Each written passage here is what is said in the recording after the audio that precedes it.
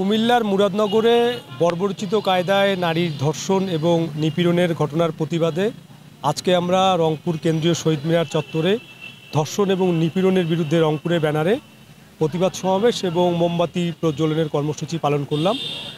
আমরা আজকের এই সমাবেশ থেকে শুধু কুমিল্লার ঘটনা নয়, সাম্প্রতিক সময়ে গোটা বাংলাদেশে নারী ধর্ষণ এবং নিপীড়নের যে ঘটনা ঘটেছে আমরা সেটির বিচার দাবি করছি।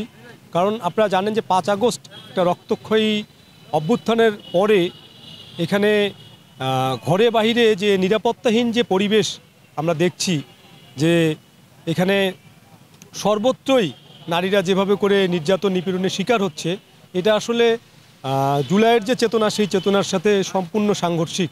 আমরা মনে করি যে এখানে নারীদের যে নিরাপত্তা সেই নিরাপত্তা নিশ্চিত করার দায়িত্ব হচ্ছে রাষ্ট্রের, এবং যারা ধর্ষক তাদের কোনো দলীয় পরিচয় থাকতে পারে না। দল মতের ঊর্ধ্বে তারা ধর্ষক হিসেবেই তাদেরকে গণ্য করতে হবে এবং তাদের বিরুদ্ধে সামাজিক যে প্রতিরোধ সেই প্রতিরোধ গড়ে তুলতে হবে। কারণ আজকে যে ভয়ঙ্কর পরিস্থিতি তৈরি হয়েছে, যে একজন শিশু থেকে শুরু করে বৃদ্ধা পর্যন্ত কেউ আমাদের সমাজে নিরাপদ নয়, এবং এখানে ধর্ষকের যে ঘটনাগুলি ঘটছে এখানে কখনো নারীর পোশাককে দায়ী করা হচ্ছে, কখনো নারীকে দুশ্চরিত্রা হিসেবে আখ্যা দেওয়া হচ্ছে।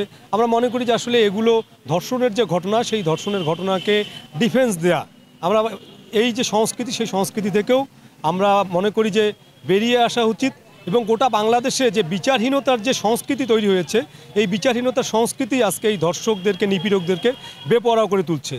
এবং আপনি জানেন যে এখানে আমাদের রংপুরে একটি শিশু পুনর্বাসন কেন্দ্র রয়েছে, যেখানে একজন শিশু সবচাইতে নিরাপদ থাকবার কথা, সেই শিশু পুনর্বাসন কেন্দ্রেও কিন্তু শিশু যৌন নিপীড়নের শিকার হচ্ছে এবং তারা এখন পর্যন্ত তাদের কর্মে বহাল তবিয়ত রয়েছে। আমরা মনে করি যে দ্রুততম সময়ের মধ্যে তাদেরকে চিহ্নিত করে তাদের বিরুদ্ধে প্রশাসনিক ব্যবস্থা নিতে হবে।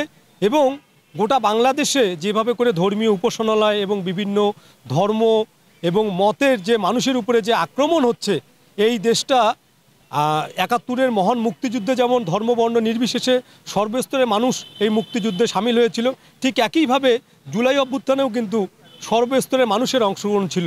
আজকে অগণিত মানুষের রক্তের বিনিময়ে যে দেশ, আমরা মনে করি যে সেই দেশটি সব মানুষের বাসযোগ্য হবে এবং সব মানুষ নির্বিঘ্নে তার যে ধর্ম, তার যে মত, সেই মত প্রকাশ করতে পারবে।